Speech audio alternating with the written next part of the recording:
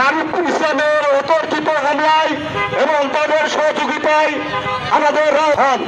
তারই প্রতিবাদে আজকের এই প্রতিবাদ সমাবেশ। প্রিয় ভাইরা আমার, কথা একটাই, কোন হত্যা করেছে আমরা তাদের দৃষ্টান্তমূলক শাস্তি চাই। প্রিয় ভাইরা আমার, যারা আজকে এই মিছিলে আবার এসেছেন, এখানে আমরা যারা এসেছেন এই বন্যার মাঝে তাদের দু একটি সংগ্রামী উপস্থিতি আপনারা ইতিমধ্যে অবগত হয়েছেন যে গত 25শে জুলাই অবস্থায় বগুড়া শহীদ মেডিকেল কলেজে সে ইন্তেকাল করে। এই কিনা হত্যার প্রতি সেখানে আমি উপস্থিত ছিলাম, সেটা এখন করা হয়নি।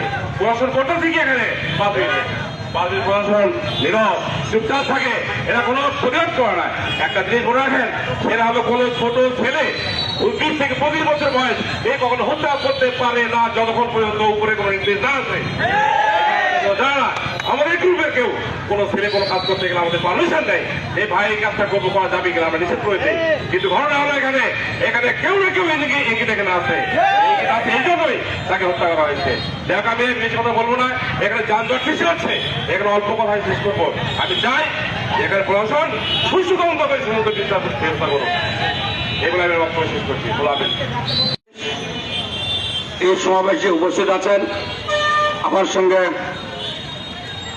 জনাব আবুল হোসেন মাস্টার, সাবেক চেয়ারম্যান বালিঘাটা ইউনিয়ন, অধ্যক্ষ নওশাদ আলী, সাবেক সভাপতি সম্পাদক জনাব মাসুদুর রহমান মাসুদ, ধরঞ্জি ইউনিয়ন বিএনপি সাবেক সভাপতি, আমাদের ছাত্রদলের সাবেক জেলা সাংগঠনিক সম্পাদক। নতুন আপডেট জানতে চোখ রাখুন নিউজ গ্রাম বাংলা ফেসবুক পেজে।